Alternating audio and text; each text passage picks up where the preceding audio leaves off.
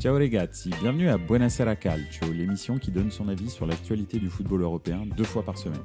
Chaque lundi et chaque jeudi à 20h30, je passe 30 minutes avec vous en direct sur Twitch, mais aussi en podcast à écouter sur toutes les plateformes de streaming. Bonne émission. Bonsoir à tous, bienvenue dans Buonasera Calcio pour encore 30 minutes de football ensemble pour débriefer le week-end de football européen, un superbe week-end de football européen. Il y a eu vraiment des matchs de très haut niveau un petit peu partout. Donc voilà, j'avais envie d'en parler avec vous. Bonsoir au JCRM, merci d'être dans les commentaires. Bonsoir à ceux qui sont présents en live, même s'ils ne sont pas dans les commentaires.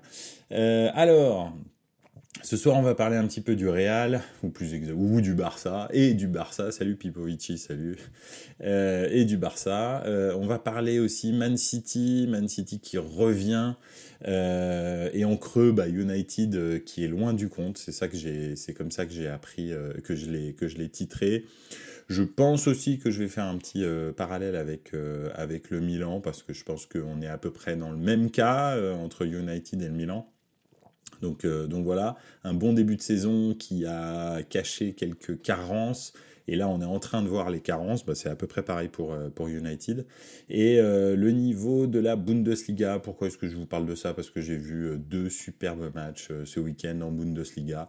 En particulier un Francfort BVB qui était absolument incroyable à suivre. Franchement, je l'ai trouvé bien meilleur d'ailleurs que Manchester United, Manchester City, et puis le Bayer Leverkusen qui continue vraiment de me séduire, qui a fait encore un superbe match et dont un but extraordinaire de Florian Wirtz contre Fribourg. Donc voilà, je me suis vraiment éclaté avec les deux matchs de dimanche en Bundesliga, ils étaient vraiment superbes et donc j'avais envie d'en parler, du niveau de la Bundesliga parce que je trouve que ça s'améliore et c'est de plus en plus palpitant. C'était déjà un championnat offensif, mais là vraiment c'est de mieux en mieux. Au JCRM qui dit on parle en Bundes, il y a le Klassiker samedi prochain, effectivement à Dortmund. Ils reçoivent le Bayern. Justement, on va peut-être pouvoir un petit peu se projeter sur ce match. Donc voilà, on va commencer par le mur jaune, effectivement, avec un N. Le mur jaune, ouais, tout à fait. 25 000 personnes dans une tribune. J'espère qu'un jour, j'aurai l'occasion de le voir en live et de le voir crier autre qu'en Bundesliga. Mais bon, à chaque fois, je me dis la même chose et à chaque fois, je regarde où est Dortmund sur la carte et à chaque fois, je me dis, waouh, c'est loin quand même. donc voilà, et puis il fait froid. Donc voilà, mais bon. Bref, on verra. J'ai appelé ça le premier point, Jude en surchauffe. Alors, ouais, Jude Bellingham, en ce moment, tout ce qui touche, c'est de l'or.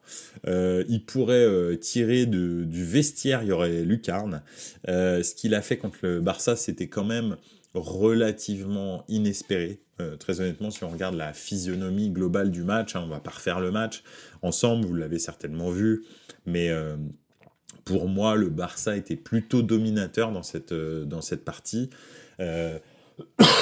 Alors, ils jouaient à domicile, mais même au-delà de ça, ils avaient plus de maîtrise. Oui, je suis toujours malade, si jamais vous allez peut-être m'entendre tousser quelques fois, désolé. Donc oui, effectivement, même ils étaient à domicile, mais même ils avaient plus de maîtrise sur le match. Et puis, tout d'un coup, Jude Bellingham est arrivé. Alors, ok, son premier but est stratosphérique. Effectivement, cette frappe dans l'axe sans élan, il frappe, voilà. Mais alors le deuxième but, il est voilà. Encore une fois, le mec se retrouve par hasard là où il faut. Et j'exagère, mais bon, voilà. En tous les cas, il a l'avantage d'être toujours dans la zone de vérité. Donc après, forcément, c'est un petit peu comme Pippo Inzaghi. Même si je peux pas comparer encore Jude Bellingham à Pippo Inzaghi, mais c'est clair qu'il y a plus de chances quand tu es dans la zone de vérité que tu reçoives un ballon qui soit décisif, plutôt que quand tu es en dehors de la surface ou à 10 mètres de la surface. Donc ça, déjà, c'est sa valeur ajoutée à Bellingham. C'est que c'est un milieu offensif qui est très offensif et qui est très décisif. Donc ça, c'est cool. Maintenant, c'est vrai que pour l'instant, tous les rebonds sont dans son sens, les comptes sont dans son sens, etc., etc. Vraiment, j'ai l'impression quand même que il est dans la forme de sa vie. Alors même si il a que 20 ans, j'ai l'impression que là il est sur un niveau stratosphérique que je pense il n'aura pas toute sa carrière. Donc ça c'est mon avis personnel, mais bon. Pipovici qui dit Bellingham, je te l'ai dit, il va venir, il va tenir le coup, il est galvanisé de fou, il rappelle vraiment CR7 qui a passé un cap en arrivant au Real niveau stats. Oui, c'est vrai, t'as raison. Je suis d'accord avec toi. Quand il est arrivé au Real aussi, le Real sortait d'une période catastrophique, hein, de 7 années sans quart de finale, je crois, de Ligue des Champions. Donc il arrive dans une équipe qui est rincée hein, quand Cristiano Ronaldo arrive. Donc il marque énormément de buts. Effectivement. C'est sûr qu'il jouait à Manchester United en 2008, il avait gagné le Ballon d'Or, la Ligue des Champions, il avait été élu meilleur joueur du monde, il marquait beaucoup de buts, mais à côté de lui, il y avait des joueurs stratosphériques comme Wayne Rooney, comme ces joueurs-là, Nani, etc., etc. Donc il marquait beaucoup moins effectivement à Manchester United parce qu'il était dans une équipe beaucoup plus forte. Parce que le Real de 2009, c'est un Real qui est pas terrible, avec un Benzema qui est absolument pas ce qu'il est sur la fin de sa carrière, qui est d'ailleurs Mourinho le qualifie de chat, hein, quand il dit je suis obligé d'aller à la chasse avec un chat, donc j'y vais avec un chat, mais je préférerais avoir un chien.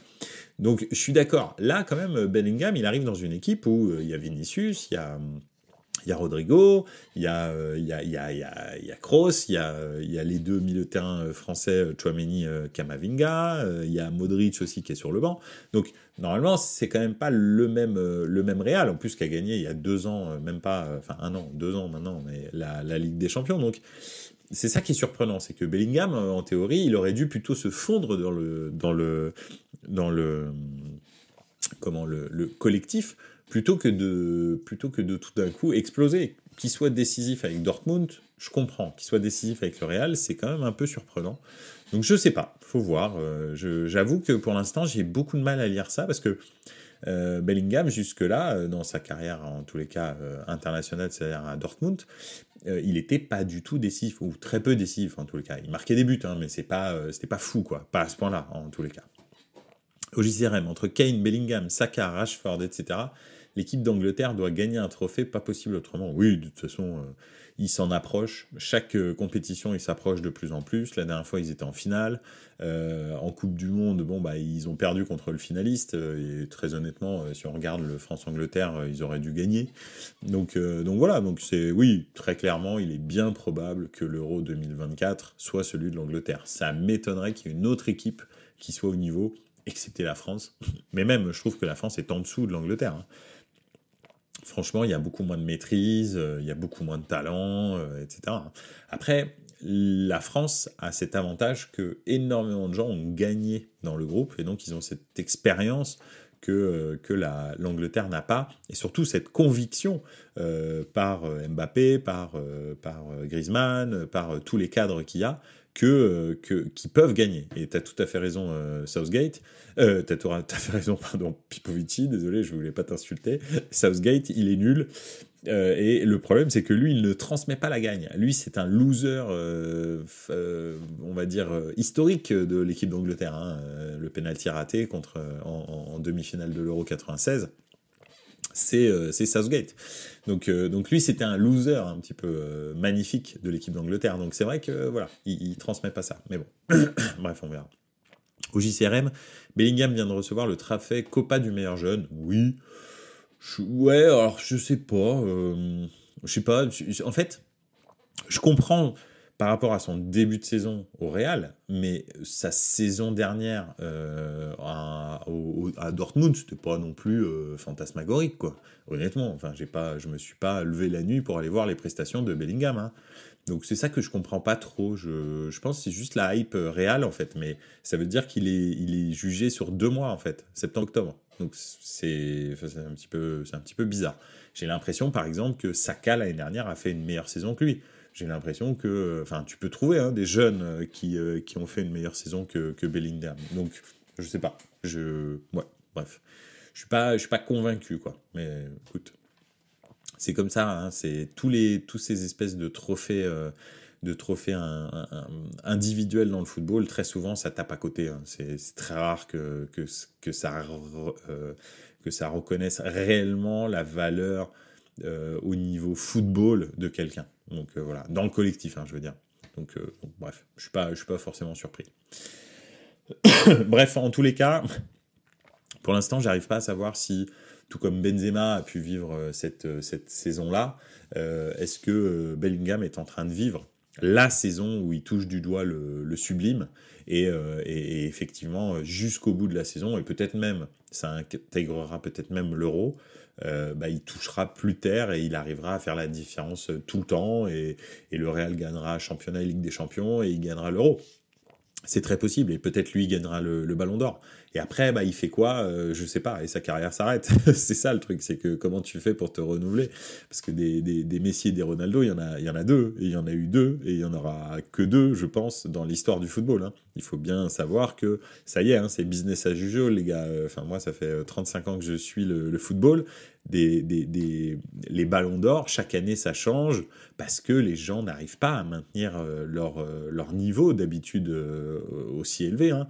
C'est pas faisable. Donc je sais pas, tu prends Benzema, il a jamais été au niveau qu'il a eu quand il était au ballon d'or. Voilà, et puis c'est arrivé une saison et ça n'arrivera plus jamais, et ça n'est jamais arrivé avant.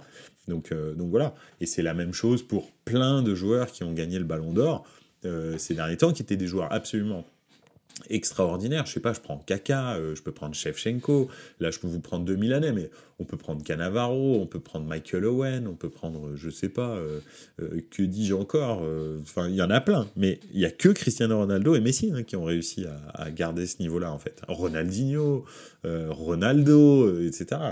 Ça n'existe pas hein, des joueurs comme ça. Donc il faut savoir que chaque année on va avoir un nouveau ballon d'or maintenant. C'est comme ça, c'est reparti. donc voilà. Voilà un petit peu pour Jude. On verra s'il en surchauffe ou pas. Moi j'ai plutôt tendance à penser que oui, et que les prochaines saisons il va revenir un peu dans le rang. Déjà aussi il bénéficie grandement du manque d'un numéro 9, et le Real veut vraiment un numéro 9. Donc quand il y aura un vrai numéro 9 comme Erling Haaland ou Kylian Mbappé, enfin si tant est qu'on puisse penser que c'est un numéro 9, mais bon ça c'est, on verra bien ce que Florentino Pérez imagine. Mais si, le jour où il y aura un vrai numéro 9, en fait, ce sera réglé. Hein. Bellingham, il va commencer à marquer beaucoup moins. Donc voilà. Là, pour l'instant, c'est Joselu, quoi. Donc oui, il marque beaucoup de buts. C'est clair, parce qu'en fait, très souvent, d'ailleurs, quand vous regardez, c'est dans l'axe, en fait, qu'il marque. En fait, il l'absorbe, il est aspiré par cet espace un peu vacant, où il n'y a pas de joueurs de très haut niveau. Donc voilà. On verra bien.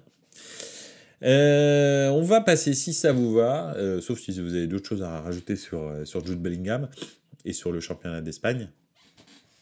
Mais pour ma part, c'est terminé. On va passer à United est loin du compte.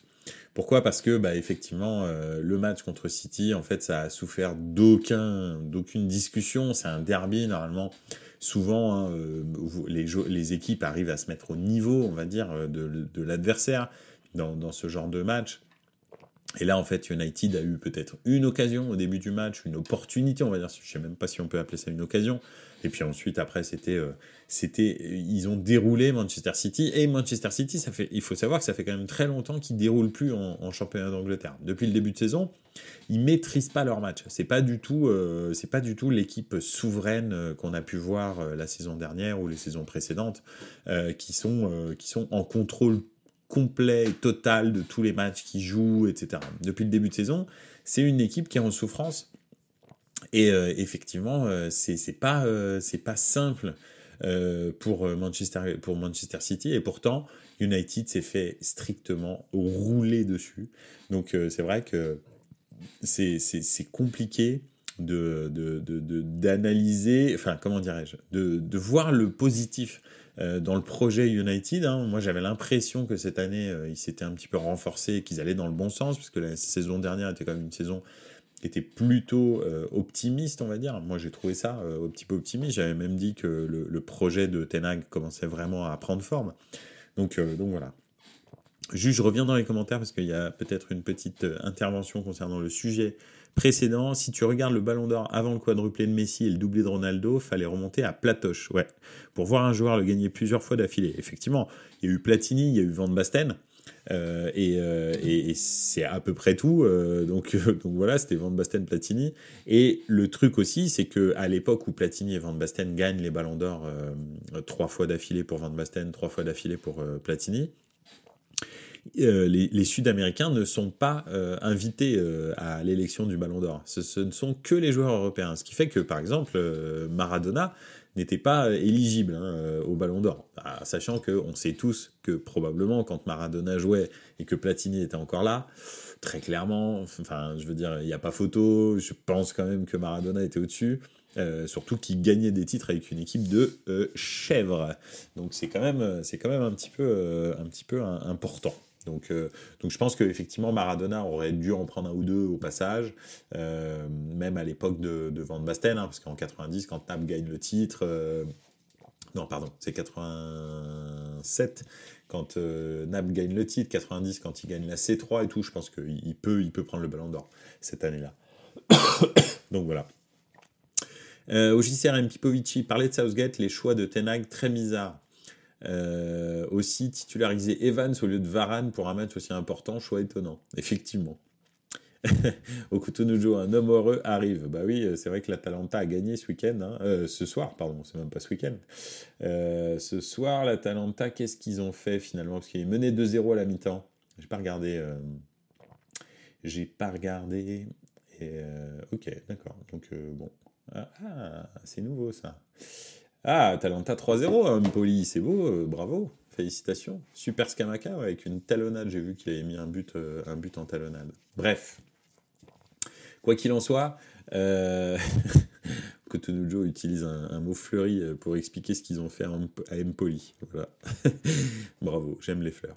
Donc oui, c'est vrai que United est loin du compte. En fait, on avait l'impression qu'il s'était renforcé. Le début de saison était plutôt pas mal. C'était pas catastrophique. Ils avaient eu quand même des résultats qui étaient intéressants. Malheureusement, c'est vrai que ça s'est vite arrêté. Et donc, voilà. Ces derniers temps, ok, ils ont fait 3 victoires, 2 défaites, mais en fait, ils perdent beaucoup. Et quand ils doivent gagner, en fait, quand ils doivent pas perdre, ils n'y arrivent pas. Ce qui fait que là, on regarde, ils ont déjà 11 points de retard sur le premier. Et sur la 4e place, ils ont déjà 8 points de retard. Ce qui est monstrueux, très honnêtement. Et là, si on en reste là, ils sont 8e du championnat, donc hors des places européennes. Et c'est pas ce qu'on attend pour Manchester United. Donc voilà. En tous les cas, c'est vrai que au JZRM qui dit Højlund, sacré flop pour le moment, au prix où ils l'ont payé. Ok, il revient de blessure, mais vu l'argent investi, ça sent quand même le flop. Tout comme Anthony, même si lui, c'est la saison passée. Ouais, non, mais ça, c'est clair que c'est 2 recrues qui sont pas... Moi, Højlund, bon, déjà, le prix était complètement stratosphérique. Enfin, c'est pas normal, quoi. Et puis, je veux dire, moi, je regardais la Serie A, quoi. Je veux dire, Højlund, ok, bon, c'était un numéro 9 intéressant. Voilà. Enfin, c'est pas une superstar. Il peut pas passer de l'Atalanta à jouer le titre en Première Ligue, honnêtement. Je sais pas, il doit faire au moins une étape au milieu, soit en Serie A, soit en Liga, pour un petit peu se développer. C'est pas possible. Tu vois, tu passes à l'Atlético Madrid, tu passes à Milan, tu passes à l'Inter. Bon, quoi qu'à l'Inter, c'est déjà trop élevé, mais peut-être, je sais pas, à la Lazio, à la Roma, ou un truc comme ça, déjà un gros club, voir ce que tu vis dans la pression, ce que tu vaux dans la pression, puis après, là, tu vas jouer dans le meilleur championnat du monde pour jouer le titre. Mais pas directement comme ça, hop là, allez c'est parti, t'as 20 ans, on te paye 80 millions et vas-y bisous, c'est parti, c'est n'importe quoi. Surtout qu'il a pas des stats de ouf. Enfin, au Cotonou, tu me confirmeras, mais enfin les stats de Højlund à l'Atalanta, c'est quand même pas Ronaldo, il phénoménal, quoi. Je veux dire, faut arrêter avec lui. Donc voilà, il est gentil, des fois il fait des trucs pas mal, il a une très belle vitesse, mais honnêtement c'est quand même pas génial. Donc voilà. United donc est loin du compte, et c'est vrai qu'effectivement en plus Ten Hag fait des choix vraiment bizarres, t'as raison, avec Varane à la place de Evans, et puis bref, tu vois, moi je pense que c'est un problème très honnêtement je sais pas pourquoi pourquoi Maguire est encore titulaire à Manchester United. Ça, pour moi, c'est une interrogation, mais peut-être que c'est des blessures, hein, va savoir. Je suis en train de regarder parce que je me dis, mais Brie, Varane, bah non, il y a pas de raison en fait, effectivement, parce que tu peux mettre Evans, mais enfin, je sais pas. Bref, ah non, si quand même, il doit y avoir des blessés parce qu'il n'y a pas vraiment de titulaire. Il n'y a pas vraiment de titulaire en défense centrale, à part Varane. Alors, ouais, j'aurais mis en tous les cas Maguire-Varane, je sais pas, mais bon.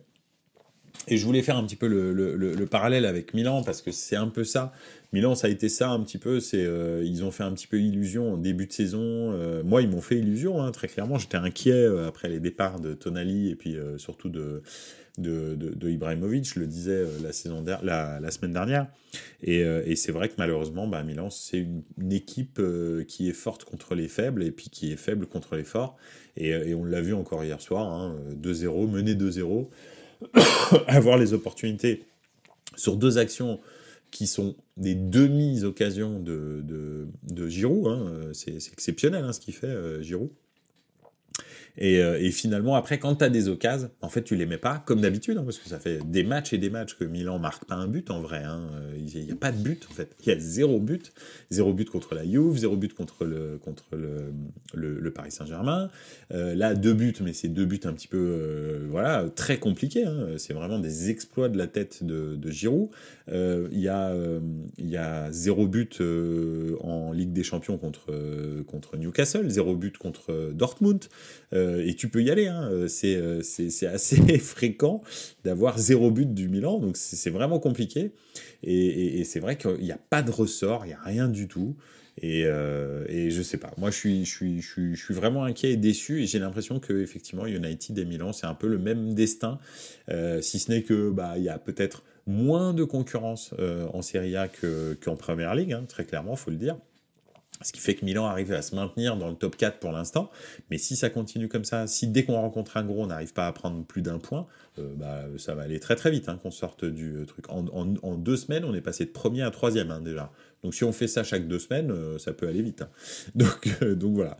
Donc faut vraiment faire attention. Après, sur la qualité du match, j'ai rien à dire. Le match hier, si t'es pas supporter milaniste, le match hier, Naples-Milan, c'est un super match, c'est une pub pour le football, c'est tout ce que tu veux, tu t'amuses tout le match, jusqu'à la fin c'est n'importe quoi, et comme tu dis au JCRM, encore Maignan qui fait un arrêt qu'il faut en fin de match, mais c'est que 1 point, alors qu'en théorie on doit taper ce Napoli, c'est pas possible en fait, ils sont pas bons le Napoli, très honnêtement, c'est pas une grande équipe, quoi, c'est une équipe moyenne de Serie A. Donc je sais pas, je comprends pas vraiment, mais bon. Okutonujo, il a été blessé à un moment, mais c'est un des rares attaquants de pointe en ce moment, et jeune, Ten Hag l'a dit qu'il allait lui falloir du temps pour s'adapter. Il aurait dû rester encore 1 an en Italie, oui, je suis d'accord. Donc Okutonujo qui revenait sur Oilun. C'est le Napoli de Garcia quand même. Oui, effectivement, c'est vrai. Donc voilà.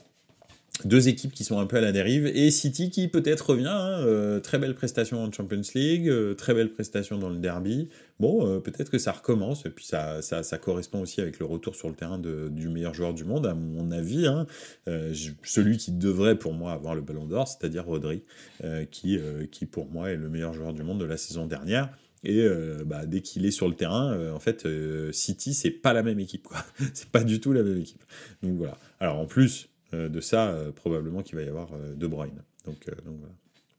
Au JCRM, j'ai vu que Osimhen pourrait aller à Liverpool lors du match hivernal. Si cela se fait, bon coup pour Liverpool, ouais. Un duo Salah-Osimhen, ça peut être sympa. Je suis plus convaincu par Salah. Je pense que Salah, il est en fin de DLC. Ça change pas qu'il continue à marquer des buts, parce que c'est un peu la seule vraie option offensive maintenant en ce moment sur Liverpool. Mais Salah, honnêtement, je pense que là c'est fin de vie. Hein. Là, faut arrêter, faut passer très très vite à autre chose, parce que je pense sincèrement que c'était pas forcément une bonne pioche de garder Sadio Mané, mais c'est pas non plus une bonne pioche de faire signer Salah à ce tarif-là. J'aurais plutôt tout mis sur Mbappé par exemple, ou un truc comme ça, plutôt que Salah à ce tarif-là. Mais bon, à cet âge-là, je trouve qu'il fait plus de différence. C'est assez bizarre. Alors contre les petits, oui. Mais contre les gros, je trouve qu'il est assez stérile. Donc voilà, bref. C'est mon avis. Mais Osimhen à Liverpool, je suis tout à fait d'accord. Maintenant, ils vont commencer à les empiler, les numéros 9. Hein. Va falloir faire quelque chose, hein, parce que bon, avec Nunez, avec Diogo Jota, avec tout ça, ça va commencer à faire beaucoup, avec aussi le Hollandais, là, comment il s'appelle je me souviens plus comment s'appelle ce joueur hollandais, ça va commencer à faire beaucoup, c'est plutôt des ailiers qu'il leur faut, hein, donc voilà, sachant que malheureusement le pauvre Gakpo, voilà, absolument, tu as tout à fait raison, JCRM. Ça commence à faire beaucoup dans l'axe, donc je sais pas, alors pourquoi pas, mais il faut se séparer de certaines personnes, peut-être ça là, mais bon, ça fait quand même embouteillage dans l'axe, donc voilà. C'est à droite qu'il faut trouver un vrai ailier décisif, donc voilà. Et enfin, si ça vous dérange pas, on va terminer gentiment avec le niveau de la Bundesliga, que je trouve vraiment très très bon quand je vois le match du Bayer Leverkusen, quand je vois le Borussia Dortmund, enfin le Francfort Borussia Dortmund d'hier, qui est un match absolument délicieux. Franchement, c'est incroyable de voir ça avec des retournements de situation. Ça fait 2-0 pour Francfort. Puis ensuite 2-2, puis ensuite 3-2, puis ensuite 3-3, c'était fantastique, et jusqu'à la fin, il y a eu des occasions, enfin, c'était génial comme match. Voilà, moi je suis enthousiasmé par la Bundesliga, comme ça fait très longtemps que je ne l'ai pas été, et d'ailleurs ça se ressent dans le classement de la Bundesliga, parce que finalement, dans le haut du classement, le Bayern n'est pas premier, c'est toujours le Bayer Leverkusen qui est premier avec 25 points, le Bayern est deuxième avec 23 points, et puis on a des équipes comme Leipzig qui joue de mieux en mieux, qui a eu un petit trou parce qu'ils ont fait 2 matchs nuls, mais sinon ils jouent très très bien et de mieux en mieux, hein. Franchement, l'intégration de Openda et de Xavi Simons, j'en parlais la semaine dernière, mais c'est incroyable, et ils ont vraiment un très très bon groupe. Le Borussia Dortmund qui se remet petit à petit de ces tribulations de l'année dernière, et le gros invité surprise, hein, bien sûr, c'est le VfB Stuttgart qui a perdu ce week-end, donc qui a un petit peu, on va dire, décroché. Mais sinon, à part ça, je veux dire, c'est Stuttgart, quoi. Stuttgart, c'est un club absolument et éminemment historique dans le panorama allemand, et qui reviennent au sommet, c'est vraiment top. Donc franchement, moi, je trouve que c'est vraiment cool.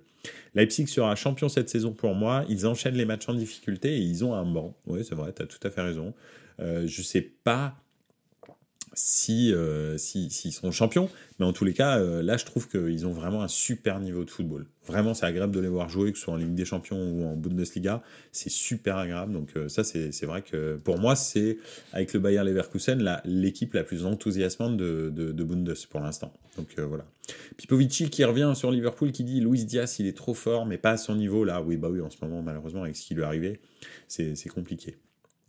Pipovici, Leverkusen, je dirais, et Leipzig dans les 3. Ouais, je vois bien ça. J'aimerais bien que Leverkusen gagne. Franchement, ce serait vraiment top pour le Neverkusen de gagner un titre. Et puis, mais en tous les cas, oui, je pense que c'est les deux nouveaux visages de la Bundesliga, Leverkusen et Leipzig. Et c'est super intéressant qu'ils soient en haut du classement, parce que ça renouvelle la Bundesliga, ça leur fait du bien. Le Bayern est toujours dans ses... alors c'est une bonne équipe, le Bayern, c'est pas le problème, et puis Harry Kane amène quelque chose, mais c'est toujours la même chose. Enfin, j'ai l'impression de revivre toujours les mêmes saisons, avec les mêmes actions, avec les mêmes joueurs, avec les mêmes carences aussi. Voilà, ils sont performants pour l'instant, mais moi, les Leroy Sané qui sont sur courant alternatif, qui un jour c'est le meilleur joueur du monde, le lendemain c'est une pompe à vélo absolue, moi ça me fatigue. Serge Gnabry, tu sais pas, un coup c'est pareil, c'est le meilleur joueur du monde, un coup le lendemain, mais vraiment il sert à rien, le gars. Enfin, je sais pas. Je suis pas du tout convaincu par ce Bayern Munich. Masraoui, ah bah c'est un super défenseur, ah bah non il est nul. De Lierta, c'est un super défenseur, ah bah non il est nul, etc. Moi c'est sautes d'humeur là. Joshua Kimmich qui prend un carton rouge dès la 2e minute, etc. Franchement c'est vraiment, voilà, je suis pas convaincu par ce Bayern, et surtout il ne m'enthousiasme pas, alors que les autres équipes m'enthousiasment vraiment. Donc voilà. Il y a que Coman qui est régulier, je trouve, au Bayern. Oui, c'est pas faux, mais en même temps, Coman, en vrai, il est régulier, mais je trouve qu'il est toujours un petit peu stérile. Alors, tu vas me dire, il a marqué en finale de Ligue des Champions. Bon, oui, et puis ça fait gagner le Bayern. Mais à part ça, il y a des jours où effectivement il se débloque un peu, mais sinon c'est toujours un peu stéréotypé son jeu. Tu vois, c'est crochet extérieur, crochet intérieur, crochet extérieur, crochet intérieur, crochet extérieur, crochet intérieur, centre. Hop là. Crochet extérieur, crochet intérieur, crochet extérieur, crochet intérieur, centre. Mais c'est, je sais pas, mais moi ça m'emmerde. De le voir jouer comment, ça m'emmerde vraiment. Voilà. En fait, je sais pas, mais le type de joueur qu'a le Bayern, et même le type de jeu qu'a le Bayern, bah, je m'aperçois que ça m'emmerde de plus en plus. C'est bizarre, mais j'ai l'impression de revoir sans cesse la même équipe jouer depuis des années et des années sans aucun renouvellement, en fait. T'as beau changer les entraîneurs, les joueurs, en fait, t'as l'impression qu'ils en ont rien à foutre. Je sais pas, je comprends pas. C'est la république des joueurs au Bayern, j'ai l'impression. Et donc, voilà. Donc, je suis pas convaincu par le Bayern. Mais bon, bref. Après, ils ont Harry Kane, il est très décisif, il a des stats incroyables, c'est un super joueur. Voilà, on va voir. C'est toujours les mêmes aussi, dit au JCRM. Ouais, t'as raison, c'est vrai. Mais je veux dire, il y a un moment donné, tu vois, ouais, je sais pas, il manque de nouveautés. C'est vrai qu'ils font des très gros investissements au niveau salaire et des fois transfert. Et après, derrière, ils les amortissent. Hein. Eux, ils rigolent pas. Voilà. Okutonojo qui nous dit l'Union Berlin aussi, c'est pas mal, non. Alors non. En fait, l'Union Berlin, c'est très solide, mais trop solide. L'Union Berlin, c'est vraiment pas un club qui est foufou à avoir joué. Hein. Honnêtement, l'Union Berlin, très souvent, tu t'emmerdes. Non, c'est pas honnêtement. En gros, l'Union Berlin, c'est un peu, et vous m'arrêtez si je me trompe ou si vous avez une autre perception, mais ça me fait penser au Lille des années 2000. Tu sais, cette équipe ultra costaude derrière, qui terminait en Ligue des Champions, hein, avec, c'était quoi, Claude Puel, qui terminait voilà, c'est tout à fait raison, Pipovici. Union Berlin, c'est l'Atlético. Mais qui terminait en Ligue des Champions, qui avait un ou deux bons joueurs devant, et encore cette année, je trouve que ça pêche un peu quand même. Mais c'est vrai que, voilà, c'est très souvent très restrictif comme jeu. Alors cette année, en plus, ils ont fait des espèces d'investissements un peu chelous sur des joueurs un peu chelous. Et c'est vrai que voilà, bah, ça marche pas trop bien, quoi. Kevin Volland, qui c'est qu'ils ont pris aussi Gossens, etc. Ils ont quand même pris des joueurs qui sortent un peu de leur calibre de d'habitude. Et ça marche pas. Ça prend pas parce qu'en fait, il faut vraiment être... Bonucci aussi, ouais, t'as tout à fait raison, JCRM. Bah oui, j'avais oublié cette fraude-là. Et... pardon, excuse-moi, c'est sorti du cœur. Donc, voilà. Mais oui, donc... effectivement. Alors, voilà, tout à fait, t'as tout à fait raison, Pipovici préfère regarder Fribourg ou Francfort. Carrément, c'est des équipes complètement déséquilibré, mais au moins tu t'amuses avec Fribourg ou Francfort. Regarde le match qu'ils ont fait Francfort contre Borussia, c'est fantastique. Bon, avec l'Union Berlin, je vais te dire, ça n'arrive pas, un 3-3 comme ça n'existe pas. Donc voilà. Bon, là, ils ont perdu 2-0 en l'occurrence contre le Werder ce week-end, mais ça n'existe pas. C'est pas dans la philosophie du club, qui est un club, après faut savoir, hein, c'est quand même un club d'ouvriers, l'Union Berlin, et c'est vrai que ça se ressent un petit peu sur le terrain, ce qui est très bien, mais je veux dire, j'ai absolument rien contre les ouvriers, au contraire. C'est pas un supporter du Milan qui va dire quoi que ce soit sur les ouvriers, mais c'est vrai que voilà. Et cette année, quand même, on est sur, juste pour que vous sachiez, hein, l'Union Berlin, c'est 5 derniers matchs, c'est 5 défaites en Bundesliga. donc là, ils sont sur une période absolument incroyablement nulle, comme ça faisait très longtemps qu'ils l'ont pas vu, parce que effectivement, là cette année, ils sont quand même en Ligue des Champions, donc et la saison d'avant, ils étaient en Coupe d'Europe, ce qui était un peu deux miracles, on va dire, qui s'empilaient les uns sur les autres. Donc voilà. Sinon, en Bundes, il y a beaucoup de bons jeunes. Ouais, tout à fait, il y a beaucoup de bons jeunes, effectivement. Le seul écueil qu'il faut éviter en Bundesliga, c'est les numéros 9. Les numéros 9, en fait, il y a des numéros 9 qui sont ultra performants en Bundesliga, mais qui, finalement, dans les autres championnats, ne donnent pas grand-chose parce que c'est un championnat qui est très ouvert et c'est vrai que, en plus, on joue avec les numéros 9, c'est traditionnel. Le bomber a énormément de renommée. C'est un petit peu comme en Italie, en fait. Les numéros 9 sont très, très importants dans le jeu traditionnel allemand et italien. Et effectivement, les numéros 9, quand tu les exportes ça marche pas, quoi. Effectivement, bah oui, comme tu dis, on l'a vu avec Werner, qui était très bon à Leipzig, un gros flop à Chelsea. Effectivement, c'est plus qu'un flop, c'est la fête. Donc voilà.